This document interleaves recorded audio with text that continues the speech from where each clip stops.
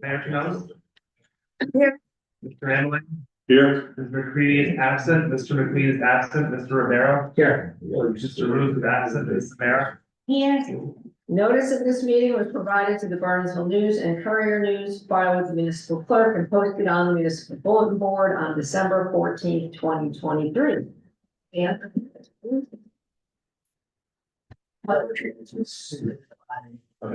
Say some. One.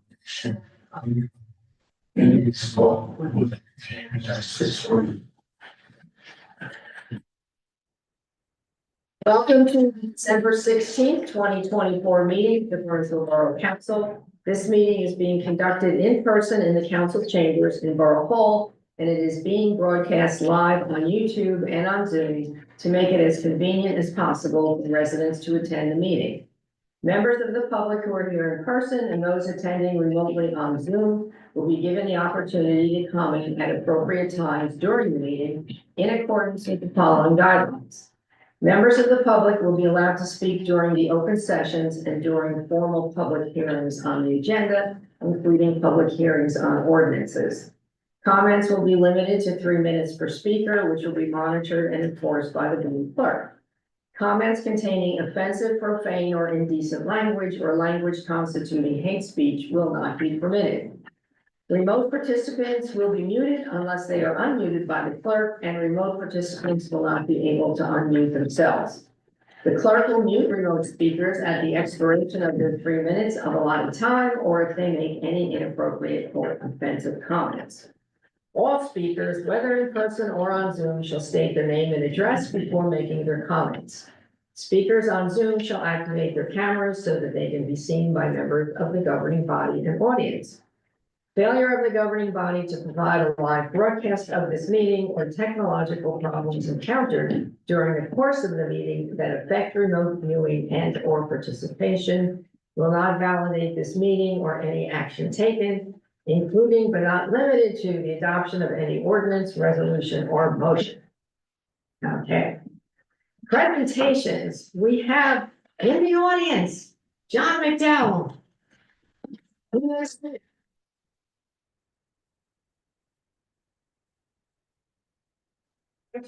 Proclamation of the mayor of Borough of Bernardsville, whereas John McDowell has been employed by the Borough of Bernardsville for 41 years. Whereas John was hired as engineering construction assistant, moved on to construction inspector, and has been public works manager for the last 26 years. And whereas over his years of service, John has obtained numerous grants amounting to a savings of more than $10 million for items such as recycling tonnage, clean communities, streets and roads, community development, and FEMA. Whereas in addition to a savings in grants, John contracted the Borough of Bernardsville into the Morris County Cooperative Purchasing Program, resulting in streamlined purchasing and additional savings. And whereas John was an integral part of the expansion of the wastewater treatment sewer plant in 1991, applying his expertise, knowledge, and background to the multi-million-dollar project. And whereas John has been involved in all of the technological advancements of the sewer plant since the expansion, such as most recently a state-of-art UV disinfection system, through which John ensured the health and safety of the residents and environment of the Borough of Bernardsville. Now, therefore, I, Mary Jane Canos, Mayor of the Borough of Bernardsville, do hereby congratulate John McDowell on his 41 years of employment with the Borough of Bernardsville and leadership in the Department of Public Works, and wish him the best of luck in retirement. Further, in recognition of John's service to the community, we will be dedicating a bench in his honor in the park at 251 Claremont Road next spring. And I'm going to sign this and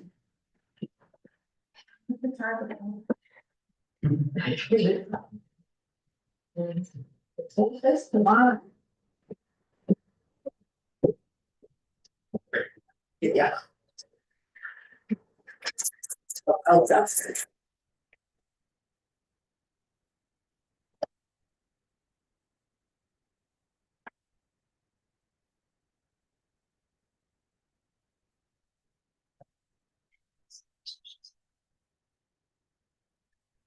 You will be missed. Thank you very Oh, much. wait, she wants a picture. Remind everybody. Okay.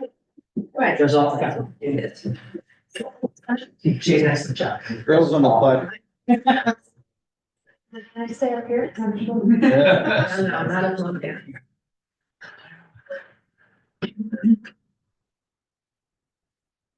Okay.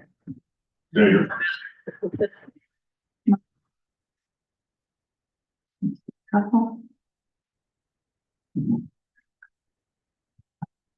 Thanks. Yeah. Thank you, Mayor and Council. Really tough, but very nice. Yeah. 41 years, hard to imagine. I was sharing with Nancy, it's 7 mayors, 49 council members. Mary Jane was number 10, so it's Mary Jane to me as opposed to mayor. But yeah, it's been a great ride with some wonderful people. I'm gonna miss you. We will be missed as well. Yeah, thank you. John, I want to thank you because I've worked with you for so many years. I was a young guy when I started working on different projects and then got on the council. You've been a professional, you've worked for the town, you saved us money, you listened. We all worked together and built what we built, but I'm gonna miss you. Thank you, Joe. And I'm always there for you if you ever need anything. Thank you so much. Thank you all. Thank you.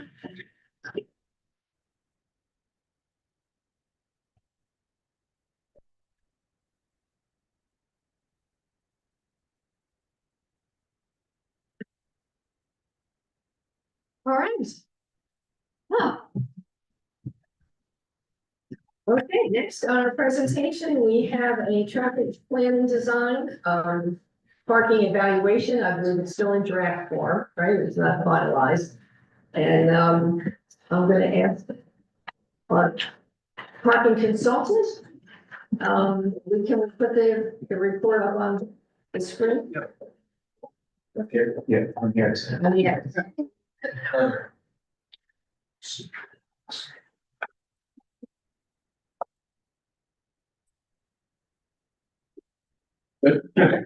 Good evening, everybody. The public. My name is Brian Frosco. I work with TPD. We were engaged by the borough to complete a parking evaluation. Essentially looking at the downtown core. We're focused on the project there is really focused on the downtown area, really the sub-district of the downtown core and what's classified as downtown Claremont. And that Brook section through Claremont. The purpose of our evaluation was really to review the current parking policies and infrastructure that's in place. Identify some improvement opportunities that could be looked at for the future and as you're kind of planning for future needs of the downtown within the borough. So to do this, we started kind of looking at the current conditions in the area and kind of fell into kind of 4 buckets: land use and demographics, some of the parking resources that are available in the downtown, and some sampling observations that we can do. So in terms of the land use and demographics, what we're looking at is try to understand what the land uses are as they exist today, because we understand that different land uses have different parking needs. And we also want to understand the kind of demographics of your community so that we can get a handle of, how many people are driving, how many vehicles are owned, where are people commuting to and from work, those sorts of things. So we kind of, what we did was we pulled out some, property assessment data that we could find through the county, aggregated that information, and what we were finding is, generally, you all know this, but generally the mix is commercial in the downtown area, and most of it's kind of made up with retail, recreational, fitness center, yoga studios, that sort of thing, and food and beverage with restaurants. The remaining kind of mix is some residential, some office, and some exempt properties, whether they're religious institutions or municipal owned lots. terms of the population and demographics, about 7,500 residents, about 3,000 households, a little under three occupants per household. Vehicle ownership, about 3% of the households do not have vehicle availability. When you look at that compared statewide, statewide is a little bit over 10%. So you do have a higher vehicle ownership or availability to vehicles in your borough compared to statewide information. Moving on, parking resources. Caldwell and Associates had completed an existing inventory of all the spaces that are within your downtown. We looked at that, kind of compiled it, looked at it a little bit closer. So you have just under 1,400 spaces in the downtown area, consisting of on-street spaces, public lots and private lots. About 10% of those spaces are on-street parking spaces. About 30% of those spaces are public lots, municipally owned lots. And the majority of them are private off-street facilities throughout the downtown area. In terms of the municipal lots, we have the Railroad Plaza lot, where the train station is, Cooley Lane Road parking lot, the Borough Library facility, as well as Mount Airy Road. And they all have, I would say, varying degrees of regulations, permit uses, time restrictions, those sorts of things. So you see kind of varying degrees of regulation on those off-site facilities. In terms of the parking inventory, as you know, majority of the kind of on-street is through that Brook Road corridor and the Claremont road facility. And in terms of the off-street facilities, the bigger ones, obviously a railroad lot and the Borough Library. The other two are I would say relatively small in terms of the quantity of spaces. So in terms, it's a little tough to see, but in terms of the parking observations, the sampling that we did, we looked at weekday, typical kind of a weekday, midday, lunch demand, kind of 12 to 2 p.m. where we typically would see kind of the highest uses when you look at kind of the aggregate of all the different land uses that you have in a downtown setting. And what we were finding is, on a whole, it's well optimally utilized, I would say. If you're looking at on-street parking, obviously locations that are more desired on Brook, closer to some of the uses, they're operating functionally at capacity. As you get a little bit further around the periphery of the downtown area, there's more readily available spaces during those samplings. The public spaces, we're seeing similar type use. Generally speaking, what we're trying to hit for an efficient parking facility is about 1 to 2 available spaces every block when you're looking at on-street facilities, but about 10 to 15% vacancy in public spaces. Kind of give that ease for visitors as they're entering and looking for destinations in a downtown setting. Public side, in terms of the off-street facilities, Railroad Plaza lot was probably the more heavily utilized in terms of public spaces, understanding all the different regulations that you have for some of the spaces. But even at the most utilized was at about 70% utilization when we were doing those sampling. So still below kind of that optimal level to have a really well-balanced facility. So there's availability in terms of what we were seeing when we were doing the sampling. So now that we kind of got an understanding of the current conditions, we wanted to look at, what are some of the requirements that you have for your borough and your code? What are some of the trends that we're seeing in terms of pure municipalities and what they're using for some of their requirements in their codes? We wanted to do a holistic kind of assessment of the downtown area to understand all the various land uses, and as you look at all the various land uses, some peak during different times of the day, different times of the season, right? Residential, you're gonna be at home at night, right? And if you're in the office, you're gonna use those spaces during the middle of the day. Restaurants might be at the evening. So we wanted to take kind of a holistic look at it to see, are we balancing the parking supply that we have in the downtown with the parking need that you have with your land use mix? And then finally, we wanted to come up with some strategies, potential strategies that we can look at to either increase some of the capacity or make it more readily available. Just so you have a more balanced system between providing parking that's easy and convenient for your destination, but you're not providing so much parking that it's kind of an abundance and you're taking up land use that may be suited for a better need. Okay, fine. So if you look at the parking requirements, the code has for the borough, we're looking at kind of 6 common land uses. What we're seeing compared to some national data, residential, office, retail, the code for the borough is generally higher than what we're seeing in terms of those trends. Restaurant, recreational uses, generally lower.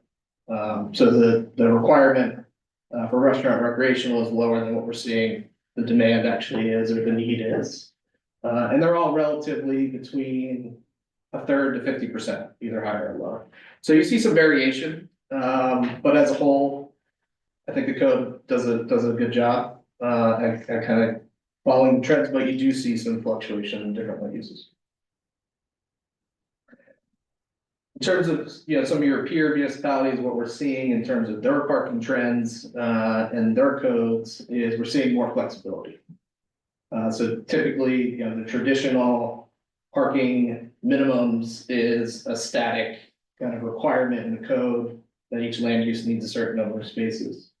What some other peer municipalities are doing is providing minimums and maximums to those, so that we can better balance the parking supply for the different uses, and providing developers more flexibility in terms of what parking do they actually need for the intended operation or the use for their site. You see that in Metuchen, Chatham, North Plainfield, for example. Fees in lieu of parking, we're also seeing that being implemented. Providing a fee structure in terms of paying a fee in exchange for giving either a partial or a complete reduction in the parking requirements. And then using those fees on the municipal level to either implement parking capacity improvements, streetscape type improvements that may lend less of a reduction for people that want to drive, and encouraging people to either take a different mode or feel more comfortable to park a little bit further away from their destination because it's a better environment from a streetscape perspective. And then finally, some exemptions for existing buildings. So reusing existing buildings and not allowing or not providing parking to be the obstacle to reuse those buildings. So in terms of that holistic look that we were doing for the parking assessment, we did a shared model based on some national data in terms of temporal variations for different land uses, seasonal variations of different land uses.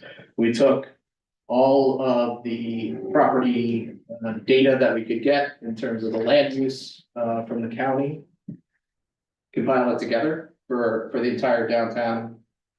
And we tried to trend, what's the parking need for retail, layer on office, medical office, all the various uses. And what we were finding is kind of a real need of just under 1,400, so 1,350 spaces. And then again, that supply that you have, understanding that the majority of it is private facilities, but at 1,390. So, that gives us kind of, this exercise kind of gives us a picture that you're balanced in terms of the parking that you have and the parking that you need.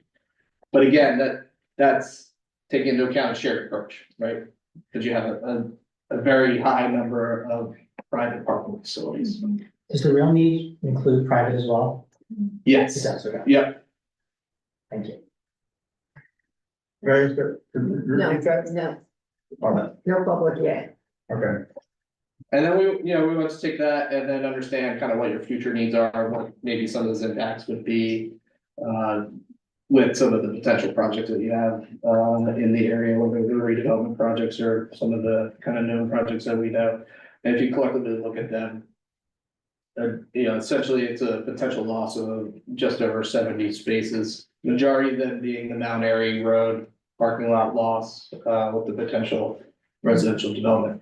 Understanding, and it's probably important to note, when we're doing our samplings and when we've kind of made our visual looks, that lot's very well underutilized, today. So that kind of brings us to, closing kind of potential strategies that we're looking at, or suggesting that you may want to think about incorporating. And we kind of put that into 5 buckets. Some flexible zoning provisions that we're seeing with some peer municipalities, looking at expanding existing capacities, and with that, it's more incremental changes in the area, understanding the scarcity of land, understanding kind of the charm and characteristics that you have in your downtown that parking structures may not be the most viable solution there. Understanding you have a very high amount of private parking, so trying to leverage that parking as much as you can. Incorporating or expanding or enhancing some of the wayfinding signage that you do have to make it kind of clear and not confusing for folks that are coming downtown. It's okay to park here, it's not okay to park there, that sort of thing, and then optimizing the curb space. So understanding curb space is a premium in all downtowns, not unlike it is here, and it's competing interests. So you have folks that are trying to park, businesses that are trying to make deliveries, restaurants that are trying to, food services, ride sharing, those sorts of things. So in terms of kind of consideration, one, the flexible parking. You do have some language in your zoning code that allows some flexibility in terms of shared parking reductions in mixed use settings, or off-site parking within a kind of a walkable distance. But we think there's some language kind of changes that could be made to further align with the intent, quote, that area being to reduce unnecessary parking, encourage shared parking that's inconvenient to the district. Allowing some of those parking exemptions in change of use. There is some provisions in the code. Again, I think it's just some language revisions to clean that up a little bit. And then providing some additional flexibility. So there is some availability in the code today about off-site parking. Some of the references maybe 200 feet from parking, some references maybe 600 feet. In this kind of downtown small setting that you have, 800 is probably a realistic number for that.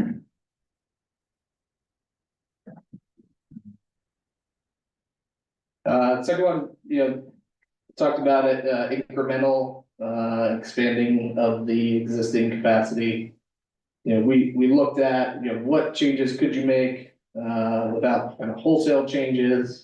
And again, understanding the scarcity of land and kind of the character of your downtown. These were kind of 2 options that we thought maybe you could move forward with. Understanding these are under outside jurisdiction, so there'd have to be a collaborative effort with NJDOT or potentially NJ Transit. But kind of reworking the railroad parking lot access. You might get maybe 10 spaces, 9 or 10 spaces additional. So that kind of incremental increase that we were talking about. If you took it a little bit further and you took the angled spaces that exist on my Brook, shifted it all the way down, made it more consistent.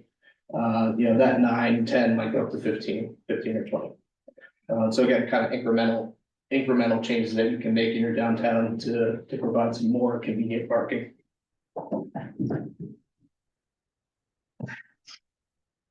Leveraging private parking, I think, this is probably key for your borough, understanding the amount of private lot owners that you have. So, looking at ways to support and encourage shared parking arrangements with them, looking at and exploring potentially technologies that allow you to pay for parking or reserve parking spaces through an app. And bringing them into the app. So those private facilities are kind of part of it. If you're coming from out of town, it's seamless. You don't really know it's a private facility versus a municipal facility. So, working with kind of the community, the business community, with the municipality to kind of encourage the use of that. And I think it's a positive benefit for both, municipality, obviously, it's a benefit to increase the parking that's available to the public. And I think for the business community, it's a way to monetize, their parking that's kind of underutilized or not being utilized when they don't need it. And maybe the downtown community does need it.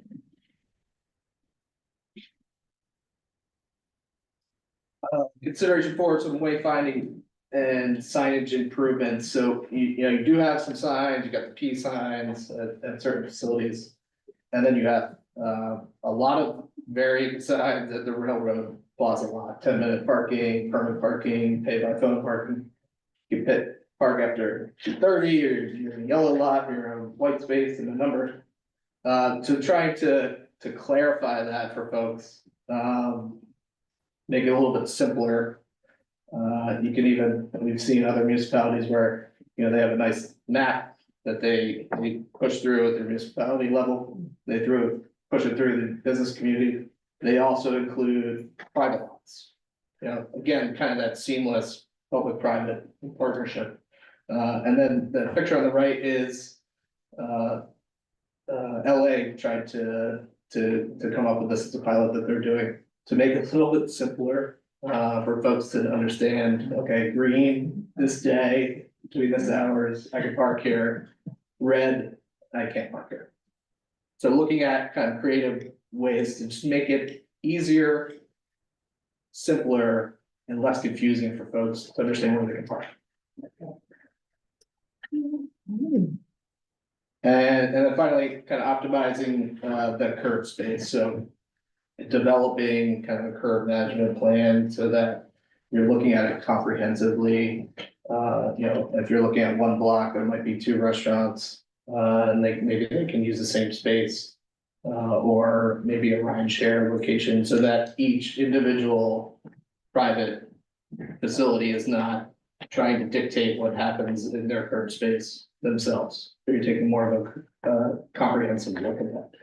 And in conjunction with that, exploring ways to kind of do a shared valet service or potentially a public valet program where you identify a location, maybe the gravel lot, for instance, on the railroad on the other side of the tracks, maybe you make that the valet staging area so that you're not taking up spaces, in the Mount Cumby lot, for instance. So working with the business community to see if you can come up with and facilitate kind of a shared valet program, I think would be helpful.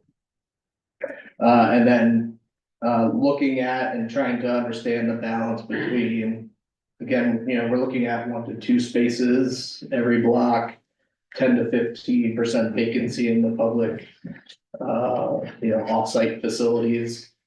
And to do that, you want to kind of balance time restrictions, turnover and duration of people parking there. And either do that through, timing restrictions or some pricing structure. So I think getting a better handle of how your parking is happening throughout the course of the day or weekend to see if you need to make tweaks to the timing or pricing structure would be key.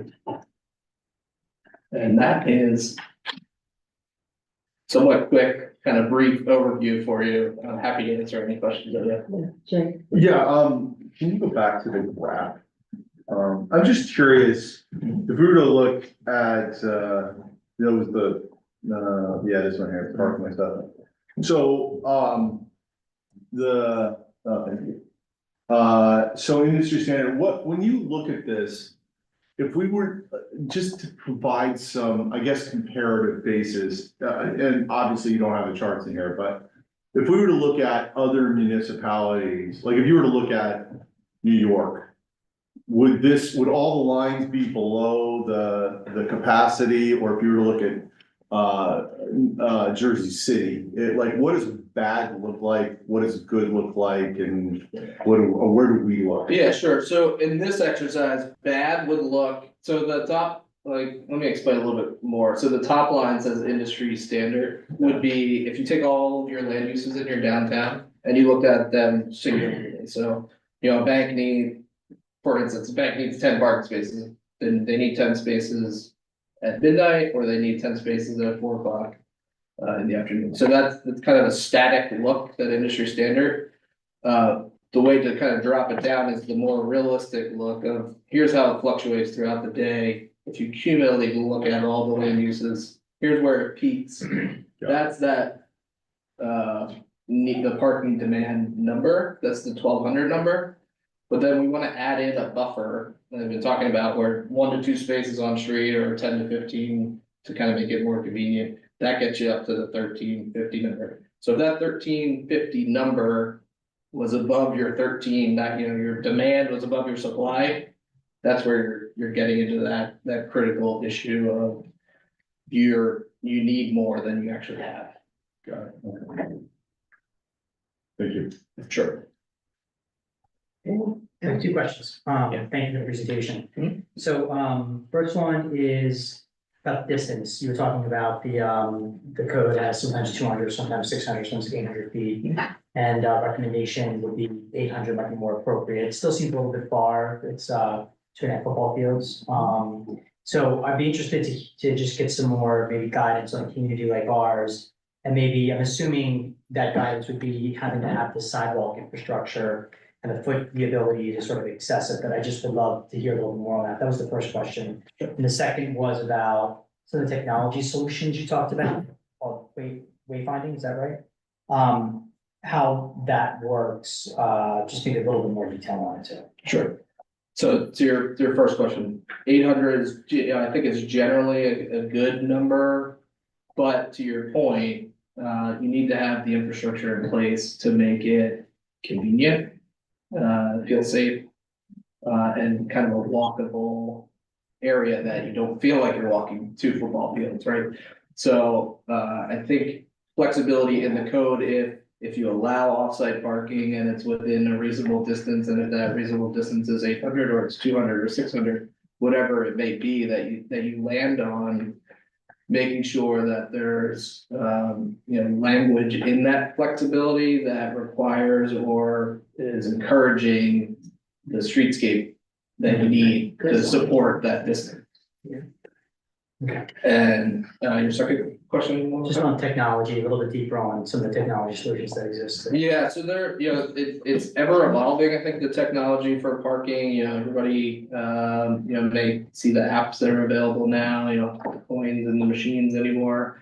And some of them are kind of evolving by day, where they'll allow some monthly parking through that system. They'll allow off-site, the private facilities to be brought in to that. They allow you to reserve a space before you go.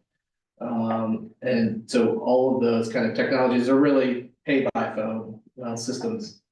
But it doesn't necessarily mean you have to pay. It might just be a way to reserve spaces, even if there is no pay structure in place for that. But looking at, I think it would be important if you go that path, and I think technology would be important here, because understanding all the regulations that you have in some of those lots. Yeah. The app kind of would be like, you can't park here, or I can park here. But looking for a solution that fits with what your borough needs in terms of the ability to have monthly spaces or permit spaces, and the ability to incorporate the private lots into that system, I think would be key as you move forward with that. That's up, because I wasn't sure if it was that aspect, but she just clarified, or an ability to find potential open parking spots inside of a geographic area, but it sounds like it's more the integration of the private lots and sort of that people may not be aware of, they're coming to town. Right. Now, how do you deal with, like the private lots? Some of the issues we've had in trying to do sharing is, they all say, oh, my insurance, it's my rate is low, I can't do it for that reason. Right. How do we make it profitable for them, or, you know, what's in it for them if they do that? Sure, I think it's the selling the monetization of their space that they're not using. And, you know, sometimes that could be a tough sell if you're not charging for parking Elsewhere. elsewhere. So, you know, that could be a tough conversation to have, but I think the important part of that conversation is to try to make them understand that you know, they have space that is not, it's not doing anything, right? When they don't need it, it's not doing anything for the community, and there might be a mutual benefit that could be put in place there. You know, maybe some of those spaces may be in high demand because they're located close to a certain use, and maybe they could charge versus other spaces not being charged. Anybody else? Yeah, I mean, that was gonna be one of my questions about the shared valet business borough partnership you were talking about, if there's examples of towns that have done this successfully. We do have a lot of opportunity with Yeah. banks that are closed at night and medical offices that are closed at night that could, but then we say, okay, good, just go work together and. Yes, yeah, when we've seen it implemented, we've found it tough if the borough or the municipality takes a hands-on approach to it. We found it more successful when they've come in with a solution. You know, the problem that we have is their valet, are taking up, you know, valuable spaces in our downtown public parking. Here's where we think you could park, whether it's a private facility or a public facility that's further away. And here's a way to do it. You've seen mechanisms where if you want to do a valet service, there's an ordinance that regulates it. You know, it requires you to have X, Y, and Z. So I think going into those conversations with a solution, we found that a better approach than letting just kind of the business community figure it out themselves. And do you have examples of towns that have done this? The closest that I know that do it is in Pennsylvania, Westchester, Pennsylvania. It's a very similar downtown setting as Burnsville. It's a little bit bigger actually, but they have a lot of. It's a government. It's a county seat where they're at, so they have a lot of government buildings or law offices, financial institutions that they've kind of come to work together to implement a shared approach to that. Good, thank you. Okay, I also wanted to ask about the private parking that you referenced multiple times, and we have a lot of it. There was a map on one of the slides that was like green and blue. Did that differentiate? Was that the legend, like between public and private spaces? Yes, so the green were all the existing inventory that Caldwell had inventoried and they identified as private facilities. Oh, green. Yeah, the blue would be the municipal offices.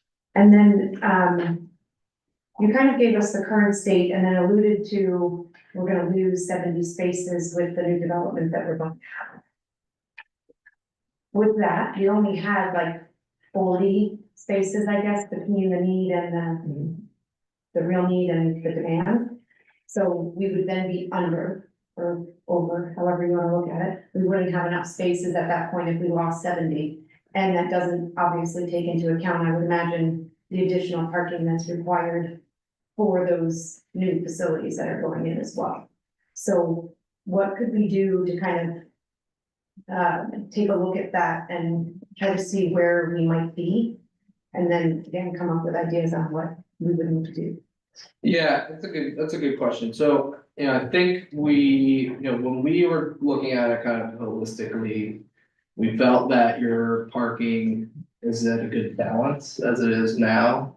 And when we looked at what the potential losses were, the majority of them being at the Mount Airy lot, and that being very well underutilized, I think the loss of those spaces can be absorbed in the rest of the parking that you have. But you know, as you move past kind of those developments that are somewhat known or potential now, I think those strategies that we're talking about, you know, particularly the public-private strategies, Even just these small incremental changes will play a factor in the ability to, handle the additional load that you have if those developments require, parking outside of their own space. Anyone else? What I'll do now is I'll open it for any public questions, but you need to come up and stand where the X there, and it will be a 3-minute thing. So if anyone has questions just on this presentation. Right. Name and address, please. My name is Joseph Rossi. Address. Your address. for you. 101 Crest Drive. Want all the other ones? No. No, this is a very sensitive thing with me, okay? Sure. Because I own parking lots. I rent parking lots. And I try and deal with all the different situations that we have. Is there a list that you could give the council that this, start here? Like, assess here what you have. Who owns it? How much do you control of it? Because none of it's being controlled. We have the railroad station, but the railroad right now, because of its situation, until those 3 bridges get up and the tunnel gets open and we get a new system going, that's gonna be packed. It's gonna be really busy because it's gonna be a fast way to the city. So that's just a temporary thing that's not being managed. The upper section of it is all being taken by apartments and people in town that are leaving their vehicles there. That's not being managed. So during the day, we have people leaving their cars there and it's really packed all day long. On the weekends, you can't get a parking space in our town. The whole town is busy, even during the week. Owners of shops leave their cars on the street all day long, okay? Because the lot's being full. We need another lot.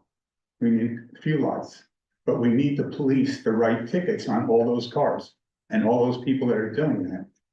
Now, I've been renting a parking lot for 40 years because the ordinance said I needed X amount of spaces, which I never really needed. My lot is half full because of the different businesses. I have the most beautiful building in Bernardsville, and it's half full. So the lot is open, and I do allow another person, another group to when it's in, to park 20-some cars there. I've been doing that for 30 years, okay? And there's not a problem. The only problem I have is that the one problem that we do have here are all the contractors that are running through town with trailers and hitting cars and whatever. That's why people are afraid of the private lots. Nobody comes on my lot unless I have an insurance certificate, a contract and whatever. But people don't understand, you can't let these people on there because they're coming around with their vehicles and flipping in cars. They could sue, they're gonna sue the building owner, not whatever. So the private lots are a problem. And that's why everyone's afraid to Joe, deal with do you that. have a question for him? Yeah, so I'm saying, because right now, I don't think they understand, if you don't have enforcement, if you don't have methodology on how it's gonna work, and who's in those lots, and what the traffic is, and how it's handled, you're not getting anywhere, right? Yeah, I think, Zoning is a good part of it. If you ever talk about zoning, yeah, I think to some of your points, I think I can talk to, so enforcement, yeah, that's a key. That's the key. That's the key to anything. any park. Running a business. Yeah, so with that, I think it's important to understand, what the regulations are for the various lots, and that the information is presented to the public so that Right. they understand, Right. can I park here or can I not park here? To your other point about, having to provide additional parking that you don't need. I think that goes to the flexibility that we're talking about in the zoning code and Right. providing provisions so that, as you a developer, you understand what your operations are and what your need is. That there's some flexibility in the code to allow you that ability to provide what you think is appropriate. Well, that's good. There's one other thing.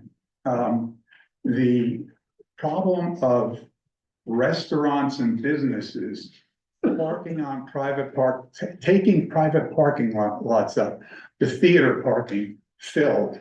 The back of the store there, filled. The town lot, 2 hours, filled for the night. On the street parking in all the parking lots that are not even there is to park on. So that's a situation that must be dealt with, right? Yeah, it goes. And that will give you the number that you need for what has to be. Yeah, I think, well, when we were talking earlier about, how does the code match up with kind of the national data? And one of the ones that stuck out to us was the restaurant. So it feels low, the current code number feels low. And I think, it sounds like you're feeling that pressure point with the restaurants that are. Okay, Yeah. I want to say one thing and put it on the record. These restaurants and people parking in these lots never got approval to park there, okay? And they're using those lots and putting the landowners at risk, and that's wrong. And then not taking care of the downtown so that people can pull in to go into a store to shop. That's the biggest problem. Like the wine truck comes down to 202 last night, parks in 202, unloads his crates into the wine store. That's happening in every time during the day. I'll take one more, the soda trucks that comes to the Bernards Inn, parks there in Bucks Quimby Lane. This stuff is going on constantly and it's not being taken care of. Thank you, sir. thank you. I'll stick around. Send me a letter. We'll talk. Corinne? I'm from the public library director. I just wanted to ask you, I have a concern that there's a blind spot for the library patrons and solutions. What I imagine they'll play out look like, because our bottleneck time is between 9:30 and 11. Between 30 and 45 families, plus I have 3 to 5 staff working. That often don't have parking. I'm told people come to the library and the store to leave because there's no parking. And if we have a special event, like a mini golf or a maker's day or anything bigger than, that's just our regular programming 4 times a week usually. We have problems, but if we have a big event, it's just a complete disaster. And it only works out if the doctor's office downstairs is closed. So given that we have this morning problem, but we also have in the evening, we have a lot of patrons who don't have phones that have data. They use the library Wi-Fi and follow families. They come to our ESL classes. If people are coming to the public library to use a computer, they don't have access to an app. So are there any workarounds or ways to incorporate those needs into the plan? I don't think you talked to any of my staff either. We have a lot to say if you have more information that you're looking for. Yeah, well, happy to chat. There's some discussion in the draft about, there's a lot of regulations. Yeah. In the public. Oh, that's a disaster. In the library. I concur. So understanding kind of, what those regulations are, and where they're allocated. So if you from our perspective, if you look at it, you have a lot of public parking closer to Church Street in the library that is underutilized. And it may be underutilized because folks want to kind of go to the library, they want to be closer. So there's potentially the ability to kind of massage those spaces and maybe allocate some to the back and more public to the front. And then potentially, is there possibilities to expand that lot to make the maneuverability through it a little bit easier? Or to potentially increase some of the parking, but understanding, obviously there's constraints with homes in the neighborhood. And actually, if I can interrupt, what we asked for the study, almost, what? This is not only the saying, here's the final answer, this is what we're doing. There's a lot of room yet for further discussion on this whole process. This was kind of the first step, and let's see what we have and how it's being used. So, yeah, we don't want to pressure you to solve this tonight. Yeah. No, I understand. Thank you. Yeah, well, happy to talk to your staff. Okay. Thank you. Anyone else want to be heard of or ask a question of this gentleman?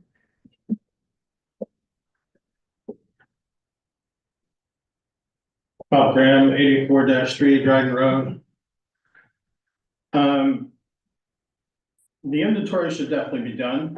Section 8 of the code should be completely verified and reconciled because it has a full inventory, including ADA spaces.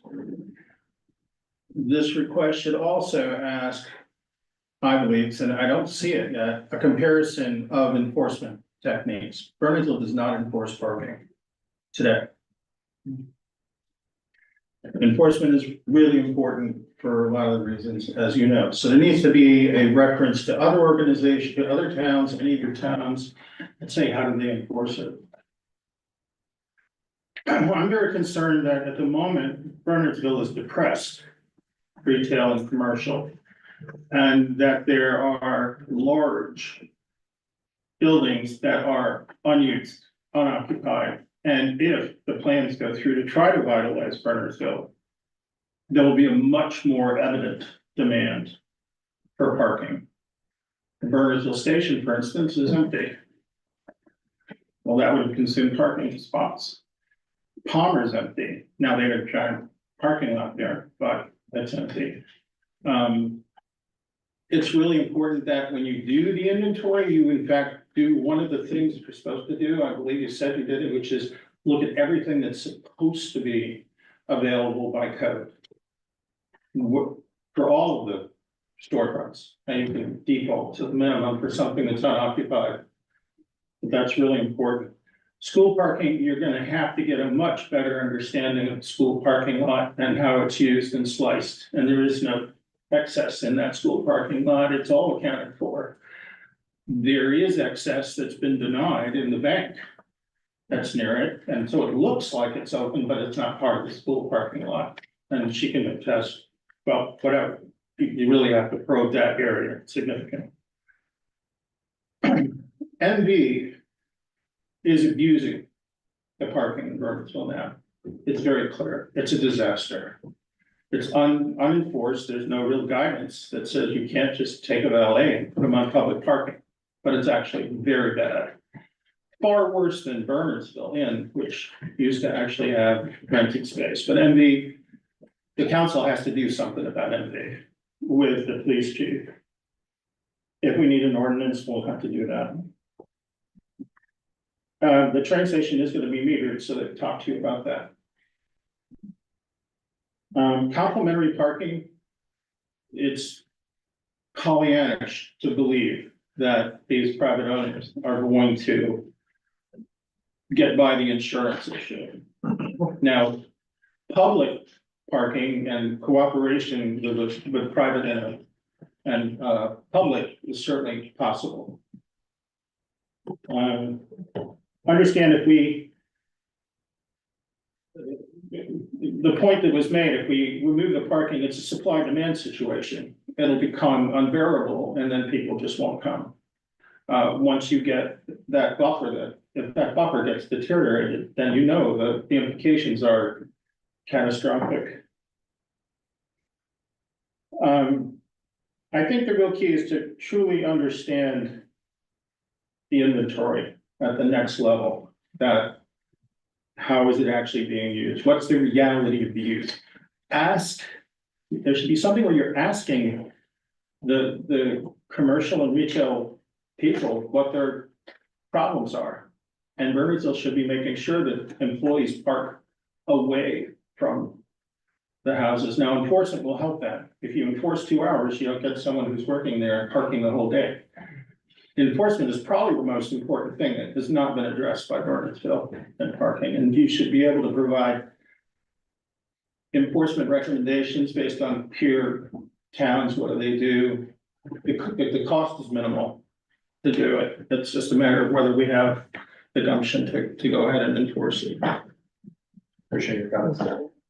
Anyone else?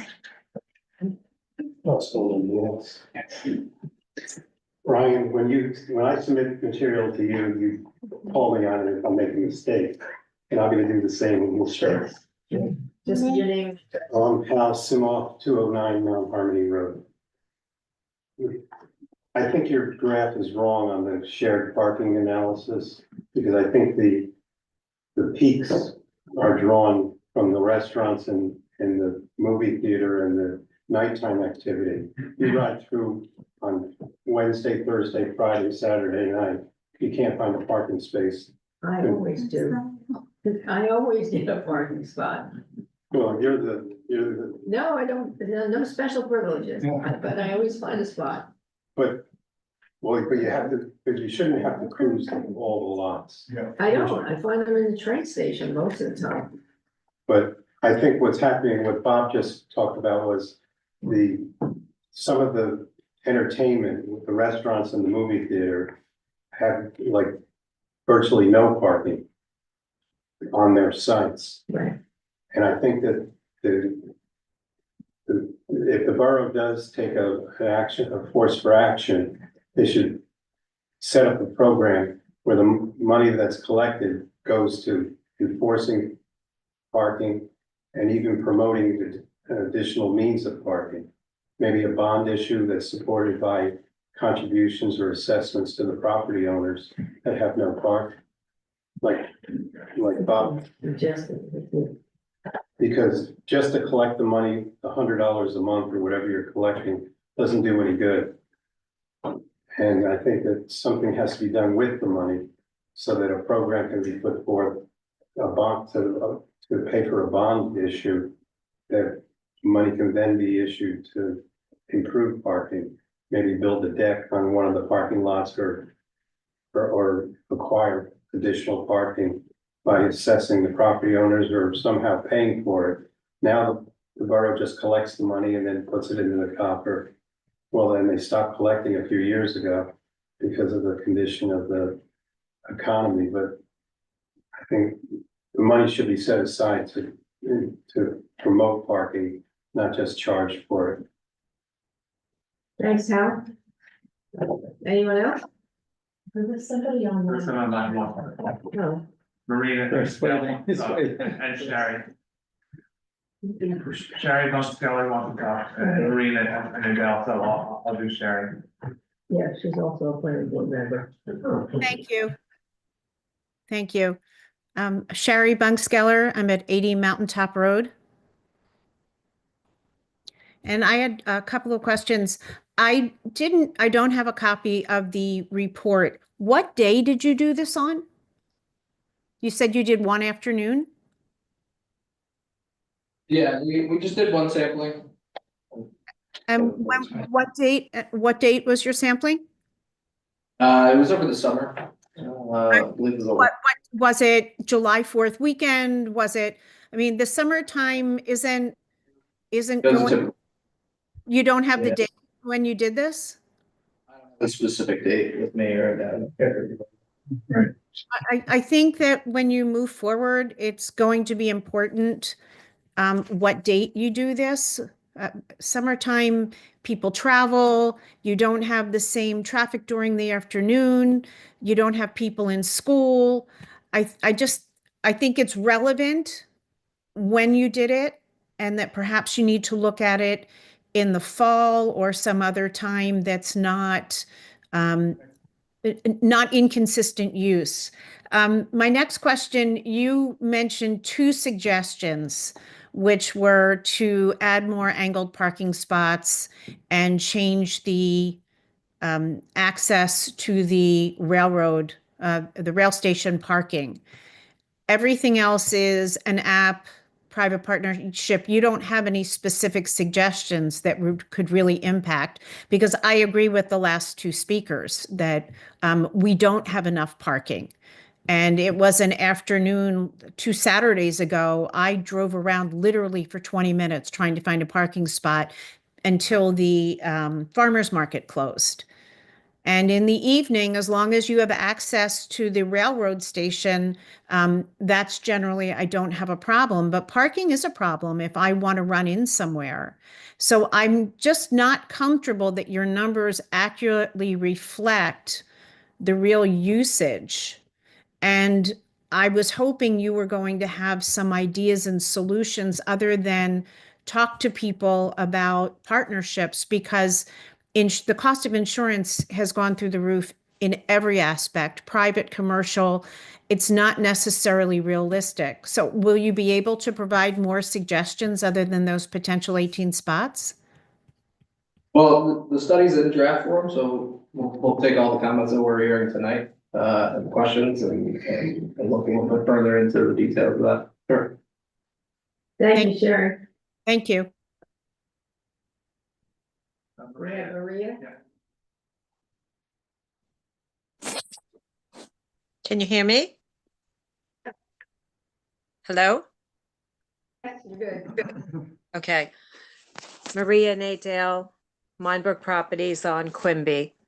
And what I was thinking, and I've given it a lot of thought, we have a problem with the restaurants. That's who's trying to park in our lot. And I have become basically the the parking lot Gestapo, which is a horrible thing to say, but it's the truth. Even though I love both restaurants, they can't park in our lot. We have 2 restaurants there, and we have Frank Mazzolino, whose craft hair salon that stays open late.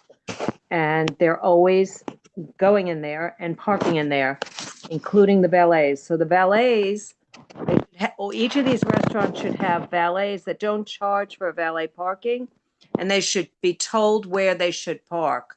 And also the post office parking lot, maybe there's a way you could work it out that after post office hours, that could be used for MV and for Bernard's Inn, and maybe they can pay the town or the post office or the state, I don't know who, a specific amount for the spaces there, or usage there. Or maybe you could have somebody with a little booth there checking the people in, and then the restaurants can pay for it. I think that would be a great idea.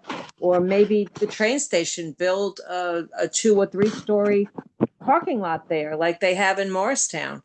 Anyway, I don't know. Or maybe the Palmer property, maybe they would give some of that and build a parking lot there. I don't know. But it seems like you need a big parking lot somewhere, or valet service where the people that are valeting for these restaurants will valet to proper spaces like the library. There's plenty of spaces. When Chris and I go to Suki, we often park in the library parking lot just to free a space in that lot. So that's all I have to say. And also the waste company that picks up in New Jersey for all of Bernardsville often takes away spots all over Bernardsville. And I've documented it, I have photographs of it. I couldn't be at the meeting tonight because my dog is dying, but I have photographs of them leaving the waste, the things where they throw their garbage, their trash, all of the spots in all of the restaurant places everywhere. They leave them open and they don't push the cart back in, which takes up 1 parking space.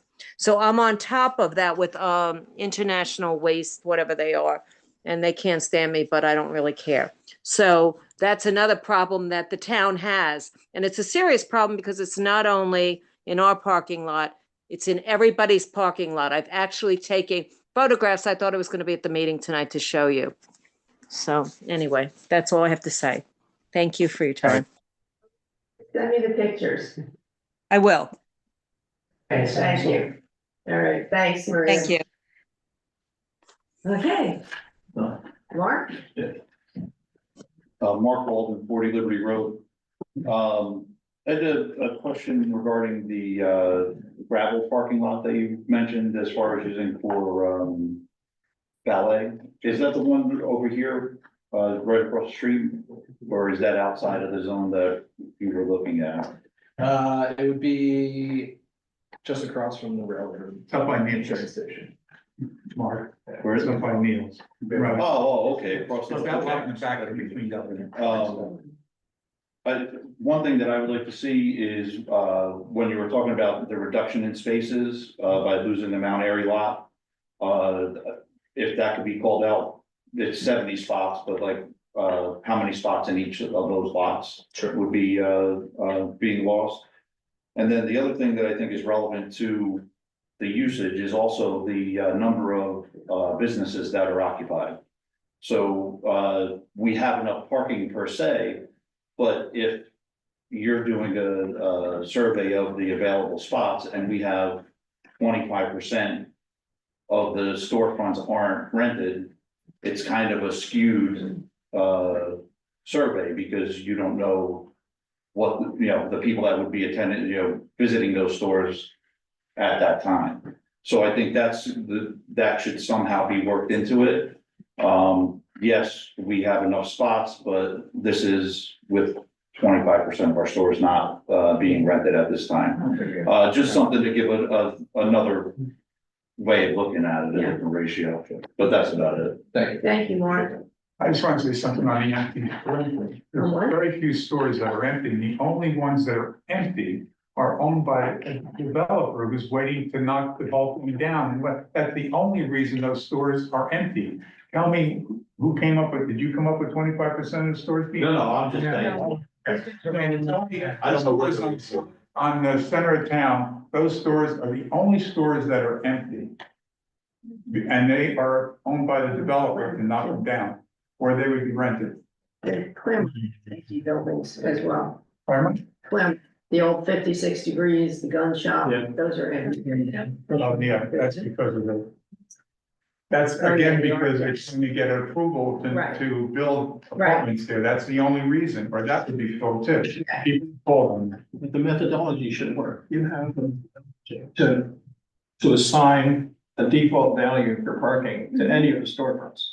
So it should work. Right. It's just an optimistic or pessimist. It's the top of one. Yeah, just be aware that your inventory will show what you expect, right? But reality is gonna be lower than what we're hoping it will be, because we're hoping for more occupancy. So we're hoping for a higher utilization. And that's, I think, the key to Yeah. understanding this environment. Yeah, well, one of the key reasons we started this was because there's a lot of our planning board members here. There's like traffic and parking studies that are required per individual request or application. Now, we have so many that are coming, and whether they're in there or not, are a different story, but we know what's there, and that's why we built the map a year or so ago. Maybe just to say, okay, we can't look at it in individual things, it's like, okay, yeah, increase by 1% with X amount. But when we're talking about 10 different developments or 20, and the numbers that are coming in, what is that then gonna look like? So that's why we're trying to look a little bit ahead of even the things that we know of, or by ordinance, what is allowed. Take a holistic rather than piecemeal approach. Yeah. Right, yeah. Yeah. Okay. All right, thank you. Thank you, everybody. Thank you. I'll close the public session on this. No feedback there. We will go on to minutes. We have November 18th and November 25th. Motion to approve. To approve the minutes from November 18th. I'll second. All in favor? Opposed? Now we'll have an open session for anything else that's not listed for public hearing, not that we have any public hearing, but. And again, name, address, and please keep your comments to 3 minutes. Bob Graham, 84-3 Dryden Road. It's on the agenda. I see that there's a resolution in place for the recycling of IT. Yes, I want you to know that if you should not be paying any money to recycle IT. It's more a matter of how much money you use it back.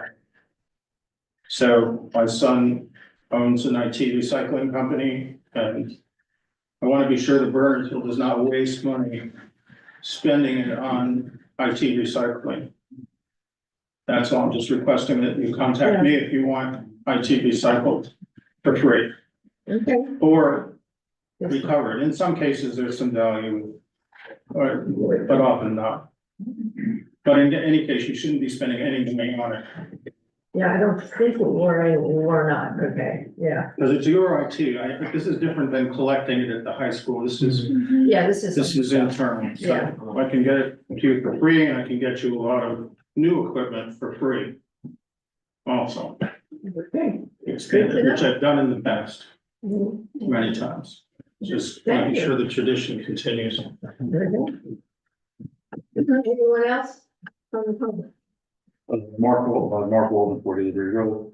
One thing that, I didn't get to do, the council and the administrator, at the end of the football season this year for the Somerset Hills Mountaineers. I'm the president of the organization. I'd like to thank the council and everybody involved with the lights up there. It was a great thing. Everybody loved it. It really made a difference, especially to those 8th graders that were playing for the first time there. We got to play our last game under the lights, which was very nice. And the first game under the lights for some of the little guys that were out there. So we had everybody from 2nd grade flag all the way through 8th grade football play under the lights this year. And it was very nice. And I just wanted to thank everybody for that.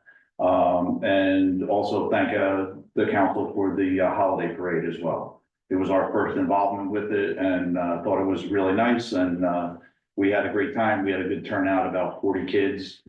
So again, thank you for all your time and effort. Thank you. Let's thank the Mountaineers as well for all the work you did on the snack shack. It's gorgeous. If you've been on Saturday, that donated, yeah, really did a great job.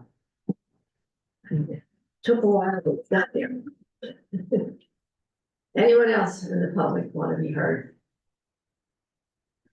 If not, I will close the public session.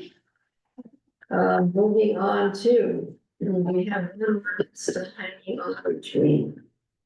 I'm gonna move to reject and then reintroduce when Next year. some point. So I need a motion to reject. Yeah, just here.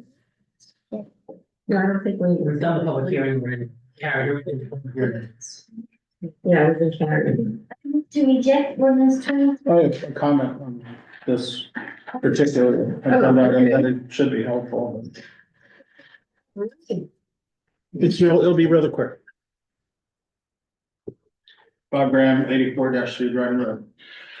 As you know, there are 2 ambulances, and as you know, that I just wanted to be clear to the public that you will be reselling and recovering funds from the 3rd ambulance. Once this one, however this one lands, the costs and so forth, there's an offset, a small offset. That you're selling the older one, and I don't know, equipment can be, part of it is give them all good equipment. But it just should be part of any discussion so that the public knows that that is in fact what you of course expected to do. So. Yeah. It's important. Say that. Joe Rossi, No one press. Hey, Jack. 101 Crest Drive. It is important that we get the best, the most functional ambulance that we can buy with the automated bed, because some days there's women doing this job. So whatever it costs, it's lives that are at stake. And these guys are running the old ones, they're running all the time, they're volunteering, we're not paying a thing. These towns that have full-time, fire and whatever, are spending millions of dollars on day and multi-million on weekends. And we're getting it done for free.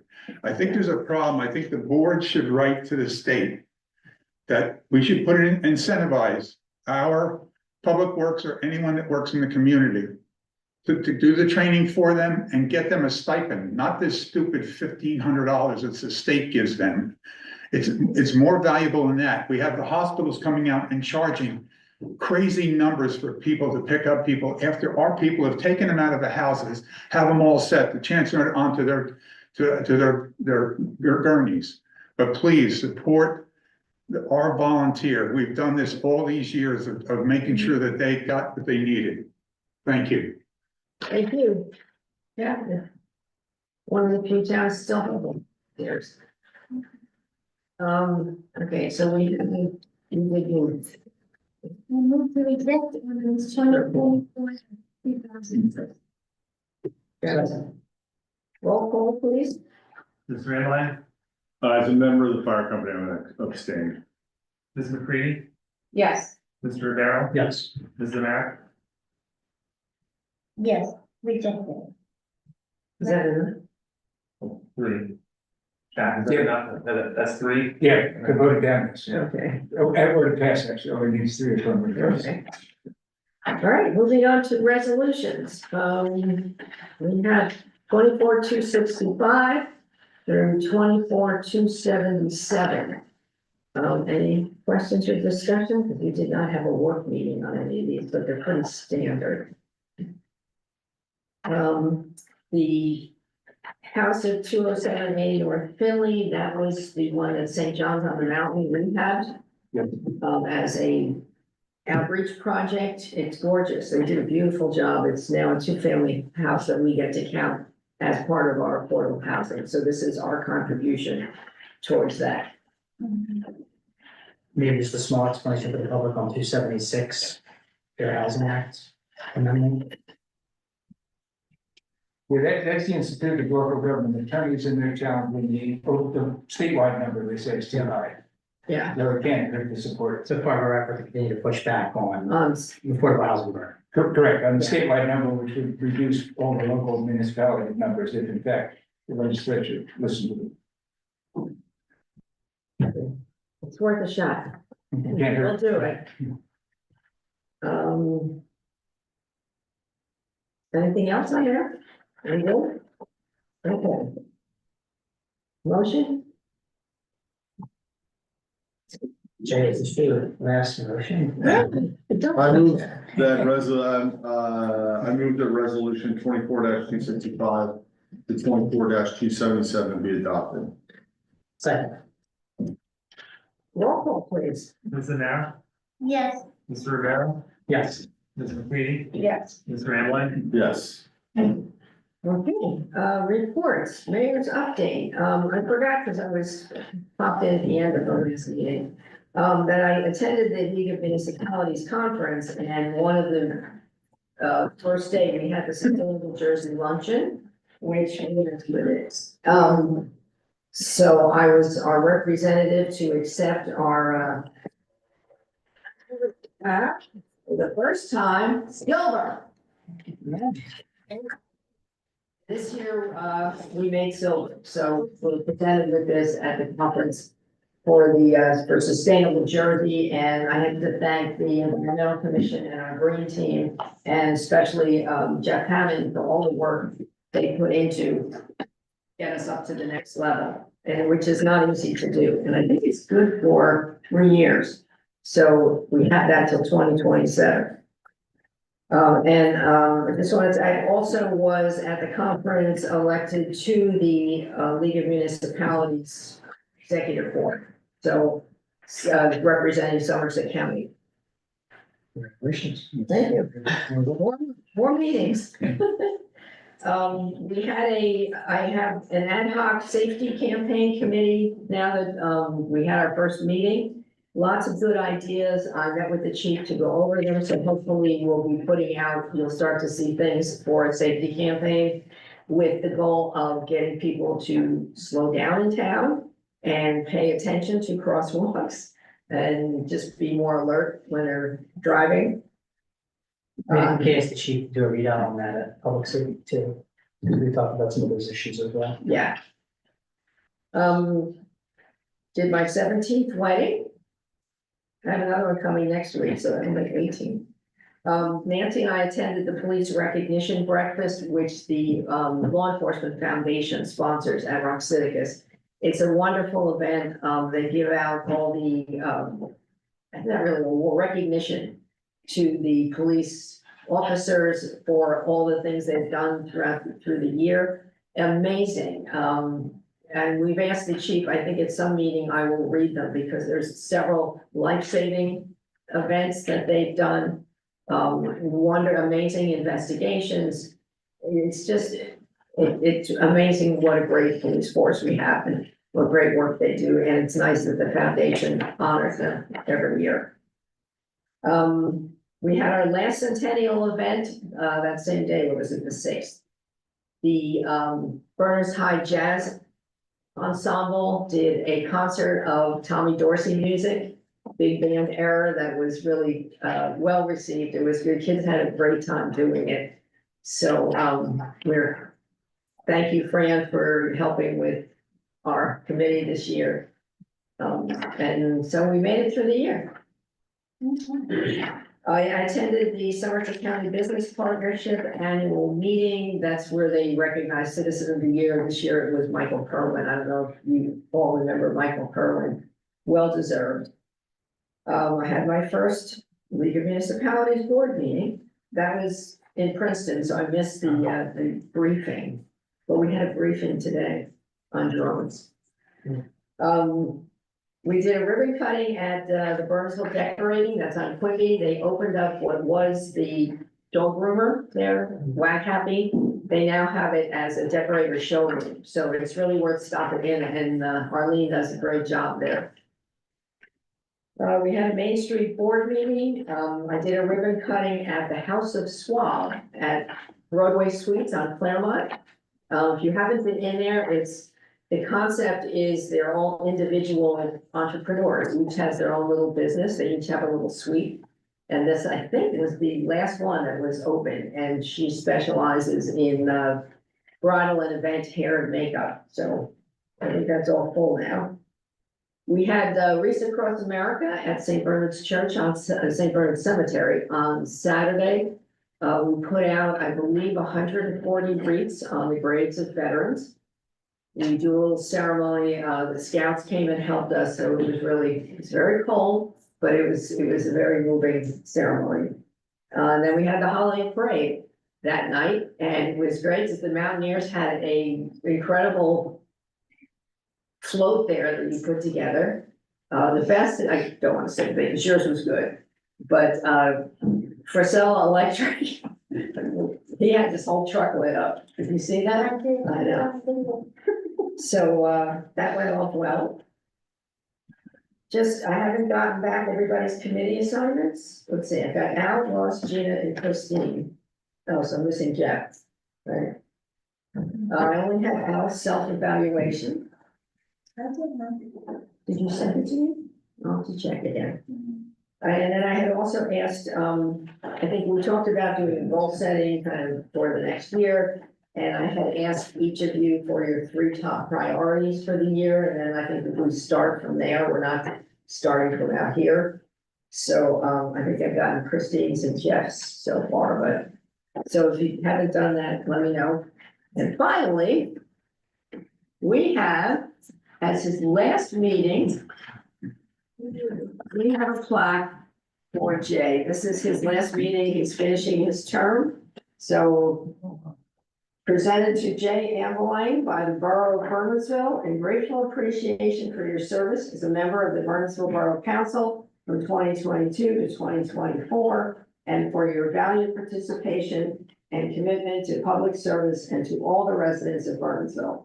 We thank you for your dedicated service and wish you good health and happiness in the years to come. Thanks very much. Thank you.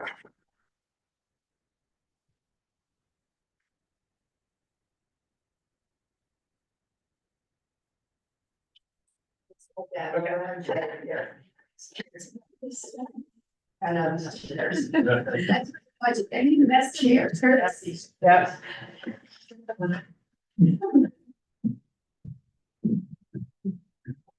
Amen.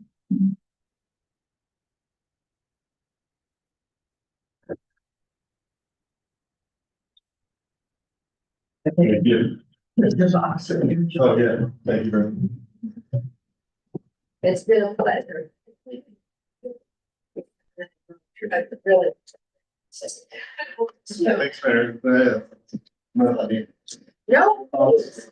So, I didn't prepare anything, and I promise I'll keep it very brief. To Burnsville, in 2019,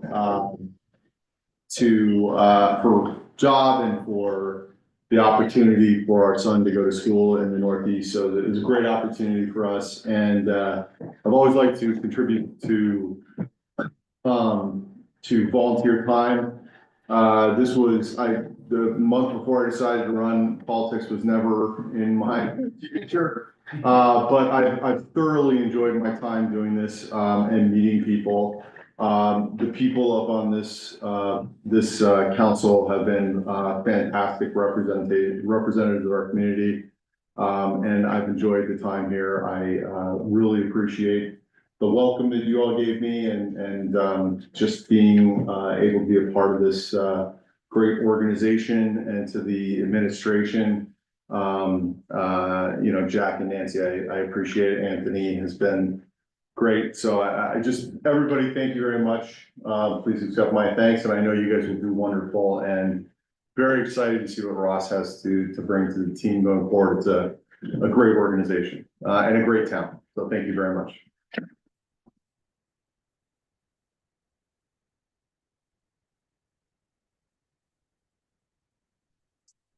It'll be missed. Yes. I'll miss you guys. Yes, I know. Administrators report.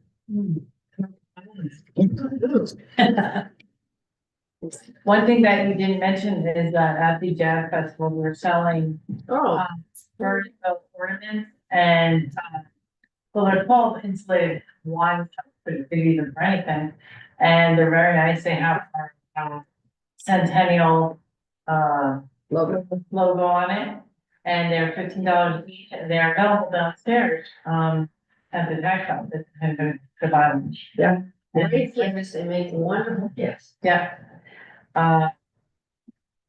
Also, you passed a resolution earlier, just want to highlight, we're accepting a $25,000 grant from the Nature Conservancy for the construction phase of the dam removal.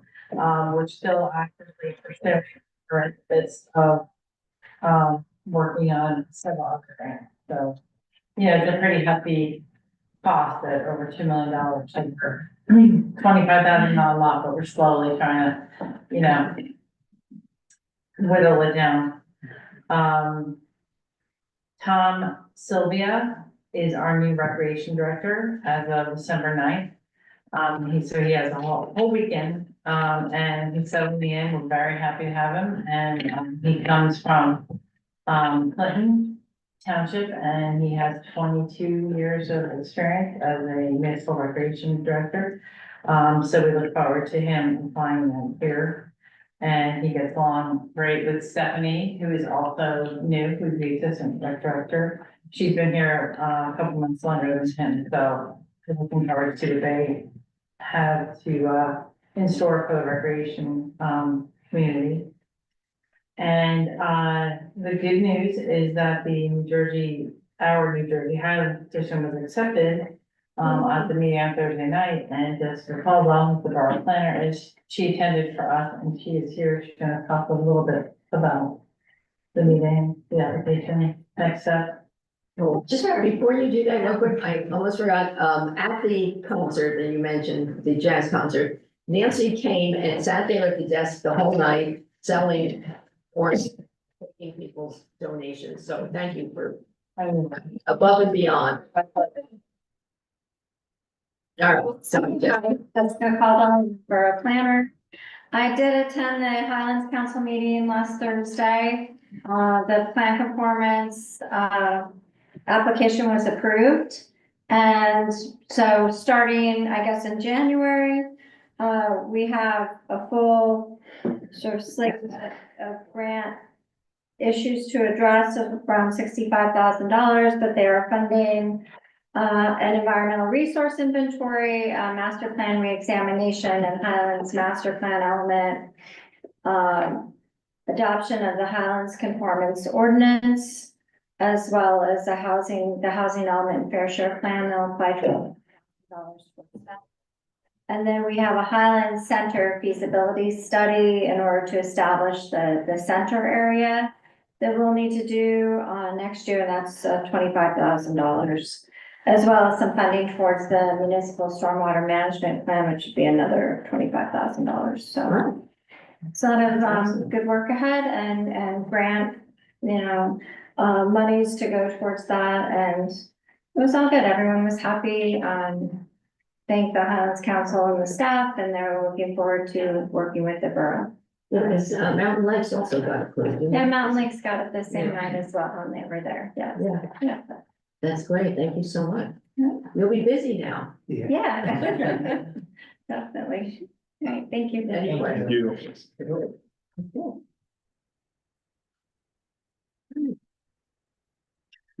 Nancy, is there? We have some monthly reports to accept. Do I have a motion? I'll move to accept the monthly reports. Second. All in favor? Aye. Opposed? Okay, we have Jack's report. Public safety, did you meet? We actually did not. We're gonna do an email, update and discussion, but we have not yet started that. Our chief was on Fox Business News, about the drones. It essentially just said we have no information, because we have no information. So I don't know. if Pushing you're- hard you for got more things, information. But, yeah. Sign, with some of the Somerset Hills mayors, they police and mayor consortium, we call it. But they all signed to send to the government above us. Actually, I did have a briefing today. There was, from the White House, we had the Office of, Homeland Security and the FAA about the drones. They just got in some new technology, it's a specialized radar that can track drones. And they are insisting that there is nothing, they have not had any, they have not found any that are an anomaly. That they're all licensed, any drones that are out there, and they're basically saying that, there's 1 million registered drones in the country. So the odds of there being drones in the air is not uncommon, and Dun, dun, dun. yeah. So. Yes. That was the answer, pretty much, that's what they said today, and the mayors on the call kept asking, well, can you issue a statement? Can we have something that we can say to the public who's asking us about this? And, well, we're still working on it.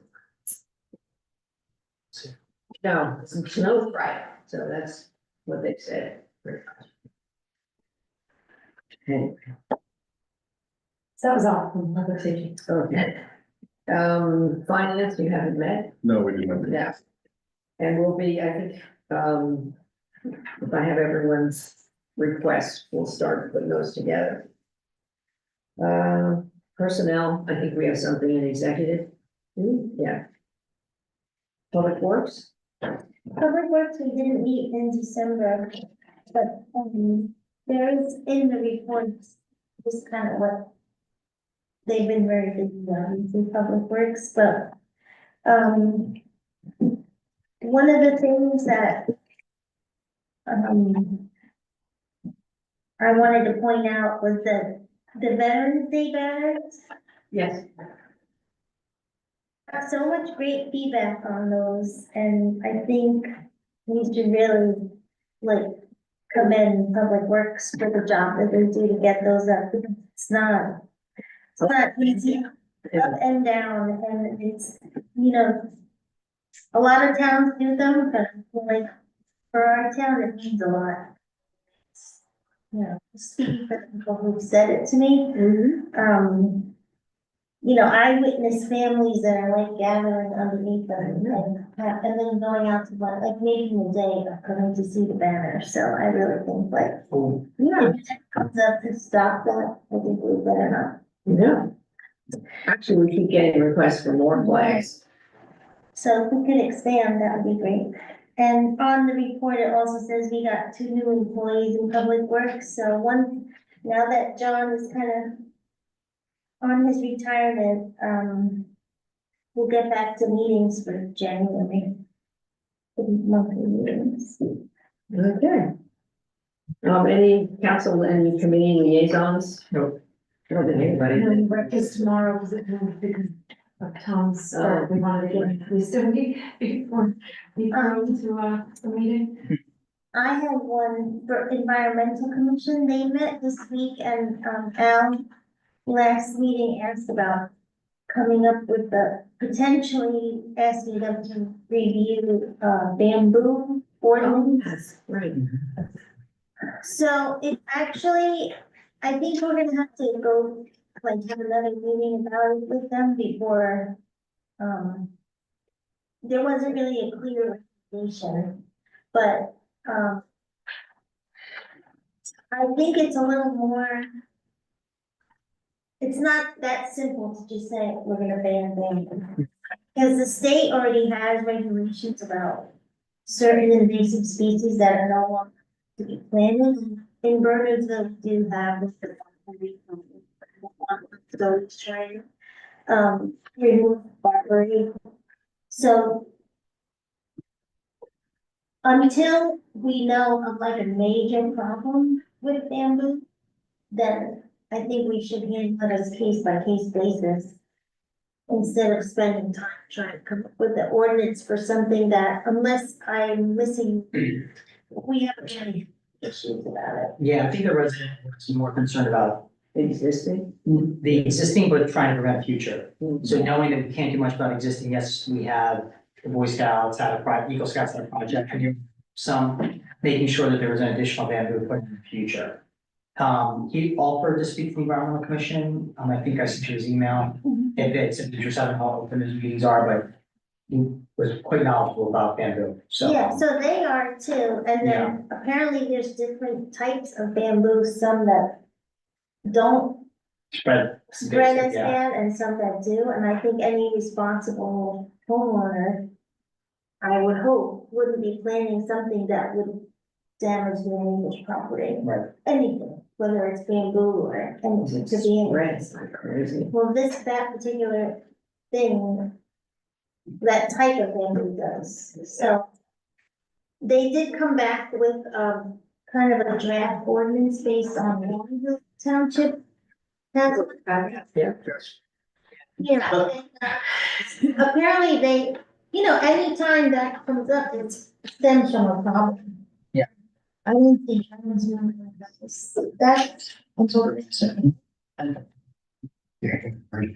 One did you in Long Hill, because there was a problem. Yeah, they have a problem. I think they.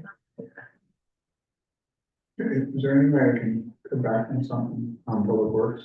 No, not to the end. To the end of the Session now. Yeah. Thank you. So that's my only, report back, so it's. Thanks for discussing. Okay. I'll feed it back.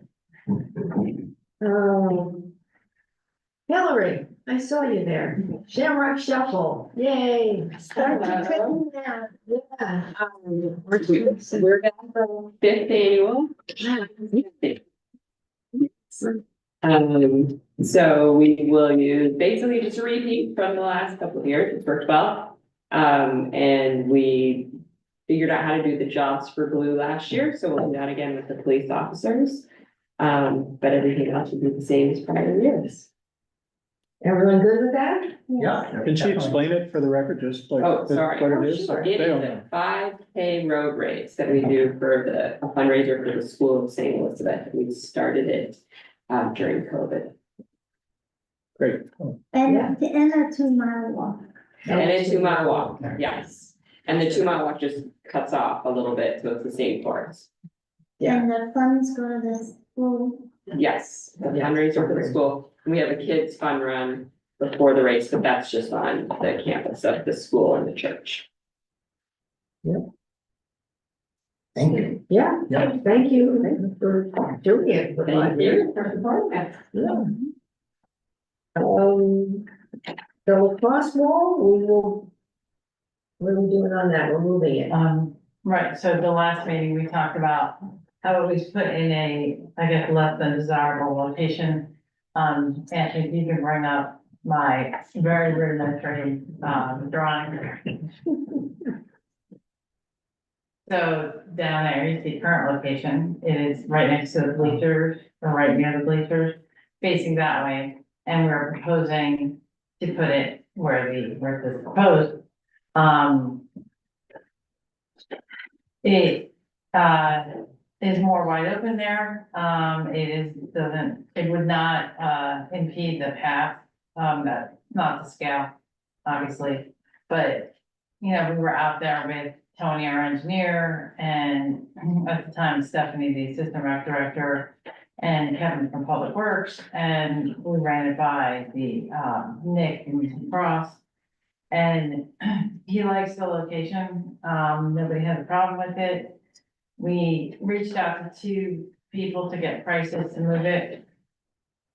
And, I only got one response, and it was fortunately from the people who put it in, Keystone Contracting, and it's $3,850 to move it. Which I thought was pretty reasonable. It is not, we are not without blame because, they did notify the previous rec director that it was coming in, but nobody else knew, so, there was a miscommunication, lack of communication, whatever. So we do bear a little bit of responsibility, so I don't think $3,850 is a lot to have moved to a place that is gonna be more, resident friendly, it's more friendly, it's better for the lacrosse players, it's better for the people that are sitting in the bleachers, it's better for the people who are walking the path.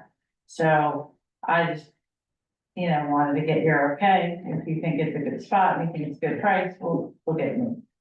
No DP wetland. No, it issues is not. There, No. and you said it doesn't impede the walking path, doesn't and they're impede. still gonna put a fence around it too over there, or Yeah, I would imagine otherwise all the balls are gonna be in the woods. yeah, there would have to be a fence around it, and it does not include the wetland and, or the path. We have a resolution to authorize, re-advertising for bids for the library. Yes, so I'm, Oh, sorry. Oh, I. Yes. Nick Evans, 29 Long Meadow, on the proposed wall. I'm not opposed to it. It was one of the locations that I had proposed in the first place. I guess my concern now is just if it's gonna be Keystone, then I guess it wouldn't be an issue. It would be, my concern is that it would just get damaged. Right now it's in place, it's fine, it's not damaged or anything. If there would be some kind of guarantee that it wouldn't be damaged, Somerset Hills Lacrosse paid for it. If they would, but again, if it's Keystone, then I'm sure then they're covering it, and I don't see the issue on that. But yes, we are gonna fence that in, probably, I would say the next month. We're still receiving bids on that, for that location. It's like roughly 150 linear feet, 10 feet high. So kind of like a tennis court. What we have, proposed is that it would be a tighter fencing compared to like a regular fence, so it's not climbable. I wish our backstop had that, because kids do climb it, et cetera. But also balls won't get lodged in there, and that's, I think, the reason why kids do climb it for the most part. But it will be a tighter knit fence, and that's why the cost is gonna be a little bit more than what we had originally thought, but not crazy. With that. How quick can it get done? Keystone? I don't know, I think that's one. Yeah, I mean, that's a moot point for me, as long as it's guaranteed that it's not gonna be damaged. So that's one reason why I thought it was better to use Keystone, because they put up originally, so they know how to move it. Perfect. Yeah. And does that include, is the town also gonna do the excavation?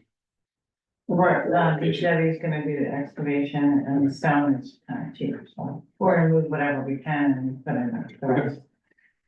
Great, thank you. Thank you. Thank you. Since we're on that area, can I say something? Good job. I can? Okay. We're good. That's the end. So library roof bid, have a resolution to go back out to the. Yeah, I just want. Approve going back out, we had, the works committee, we can approve, the shingle, maybe get the price down. Hoping beginning of the year, people, that be contractors looking for work, maybe come in less expensive than the other one, so. Okay. Jay, go ahead. I'm not making you a wall. I move that resolution 24-278 be adopted. Second. Roll call. Ms. Amaro? Yes. Mr. Romero? Yes. Ms. McCready? Yes. Randall? Yes. All right, correspondence, we had a very nice thank you letter, for recognizing ovarian cancer awareness month. So that was nice to they reached out to thank us. I also got a letter, one of the, there's a letter from New Jersey Transit. We were trying to do a little park for Ed English at the train station on the piece that's, if you're looking at the farmer's market to the left, and they turned us down on using that, but I think we're gonna use, we've got another plan for where to put it. We really wanted it at the train station since Ed is most well known for doing the farmer's market for so many years, so. It just, what do you do? And then we have this, going on to any unfinished business first? No. Anything? Under new business, we have the insurance that we have to do for school facilities. So, Anthony, what do we need to do for this? Just making a motion and council consent that, those forms that the school gave the recreation department are acceptable to the council. And our risk manager was fine with it, and Daxity is okay from a legal standpoint, just needs council approval. Does this mean we have to do all this training? I think they just have to sign those forms, really. Okay. Well, I think sorry, I think it's because both Stephanie and Tom are new. Stephanie said she thought that was why the board sent it, because they're new and they haven't had the training, so this is just to ensure that they take it. Since they use the school buildings, for programs. Yeah. Okay, so we just need a motion to accept these forms? No, let Jay do it. So But you can second. All in favor? All right. Okay, we're back to an open session. Okay, well, things. Go there. One thing you're talking. No, over there. Oh, I'm sorry. On the other side. Just So stand on the that they spot. can hear X you on. marks the spot. Yeah. So it goes- So you're in the camera. I'm gonna start off with the field and the proposed, wall. As you know, when the town decided to have, fought to get the county to build a turf field up there. And then I was eliminated from being involved in it. So the turf field that was built has no drainage, okay? And it drains and there's water on it. It's ripping up right now. And the water's running down to Lower Polo that has no drainage, okay? So those two fields are most of the time problematic and dangerous. So I really want you to look at that complex, let them leave that for a little while till you see what can be done. Because you understand that they put the fencing is not regulation. So someone's got to look at setting that whole area up. With me not being involved, I would have pushed the field back towards the scoreboard. And there would have been an assembly area up front. You know what I'm saying? Where all the teams can come and drop off. And there's a lot of other things we want to go into, but not now. But that field right now has to be looked at. And see if the county can give us any money, because they built multi-million-dollar fields for everybody else and then they screwed us on this, okay? So that's what we want to look at before you start moving, because then if you move it back, you'll have a nice place for this wall to be placed. And the other thing is to spend the kind of money that I see that you want to spend for these walking paths is ridiculous if you're not, you're gonna have to drain. When you drain the fields and put the cross drainage in and around the perimeter, you're taking the water, right? You can put the paths in at the same time and save all that money that you're spending.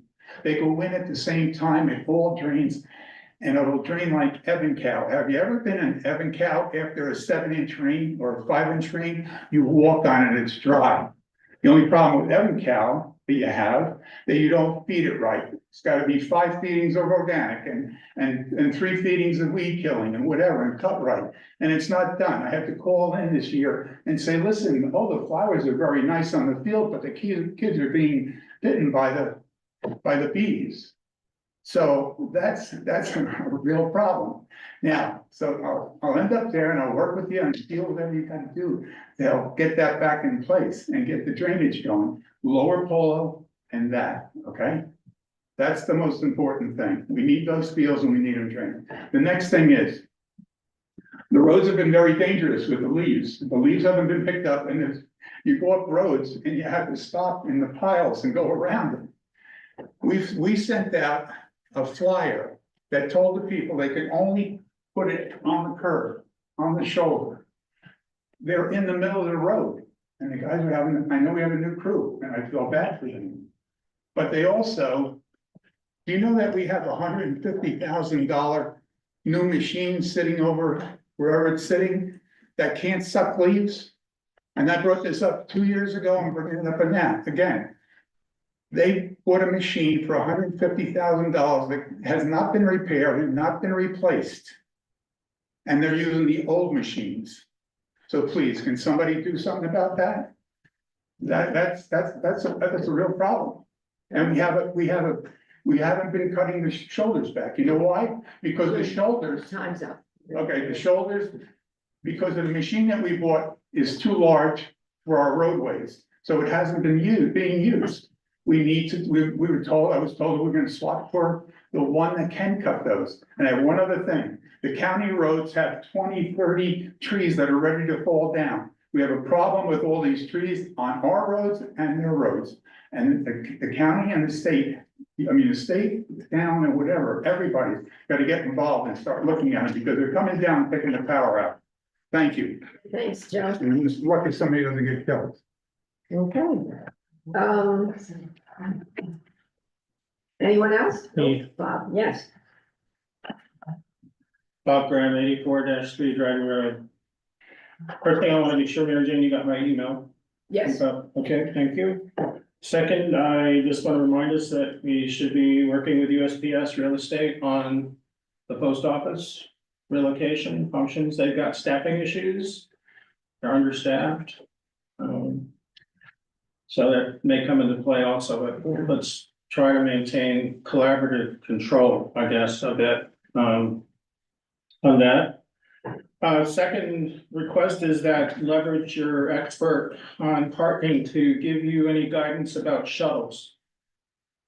Not the Shamrock shuttle, but any shuttle, but shuttle costs, what the implications are, because shuttles can be used as part of overall vitality and or relief parking and so forth, and then maybe 800 feet's fine, but 800 feet's too far.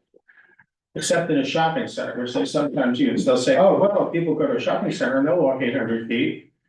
Well, that's not the same thing as here. Anyway, the final thing is drones. Do not believe the government when they say they have identified the drones or that they're recreational. They're not. The only thing I would suggest you believe that appears to be truthful is that they're not gonna harm you. That's the only thing I would count on based on extensive research that I've done offline on this stuff. And testimony from experts and so forth. So take it with a major grain of salt, anything you're hearing from Homeland Security. It's not in their interest to keep you well informed, but they're not gonna hurt you. And that's probably the first thing we want to worry about. Yeah. And they certainly are there. I have one other thing to say.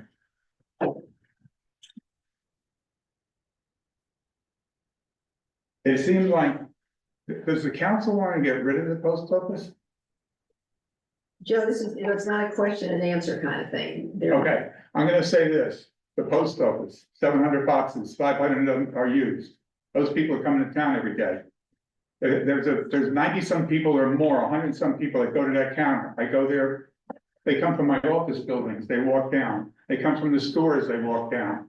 That is our property, the town of Bernardsville. We, the taxpayers, do not sell that property. If we need to have a smaller staff there because they're sorting, and the sorting is a problem. We don't want that, but we want our own people. I tried every single, the only one we go, maybe go to Far Hills. But they have, I've filed 5 congressional complaints about the post office. And the complaints are that they're not hiring people. They're down 3 people and asking those 4 people to come in at 5 o'clock in the morning. But that's gonna be a disservice. If that moves from town with all the people in walking distance, you people will, but I'll put your face on the front of the building.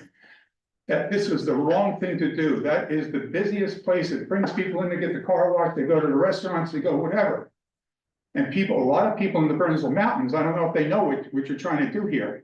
They have their boxes there because they're not at their houses. So if you think that that's the best thing for us to do is to sell that property to put a garage, you are wrong. We don't even have the infrastructure to go up and down that roadway. That's crazy. Anybody on Zoom? No? No. I will close the public hearing. We do have a executive session. And there's a possibility we may come back out, so we're not gonna announce that. Do I have a motion to go into, to return to executive? I move to adjourn to executive session. I think I'd be invited. Chairman, I think we should go sell for the planning board meeting. Maybe, or maybe do. Thanks, everyone.